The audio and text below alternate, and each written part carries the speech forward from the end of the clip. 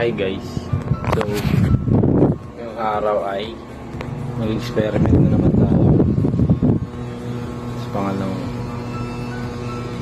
Sa experiment na to ay ang mga materials na kakailanganin natin ay balloons, hot water, tsaka cold water. So, ano pa inaantay nyo? Tara na, simulan na natin. So ayan guys, makikita nyo sa video ay naglagay ako ng lobo sa mainit na tubig tsaka malamig na tubig.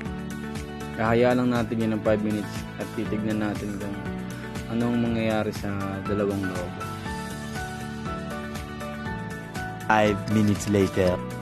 So ayan guys, makikita nyo sa video na yung lobo na nilagay sa malamig na tubig ay lumiit. Tapos yung nilagay naman sa mainit na tubig ay lumaki at nag-expand.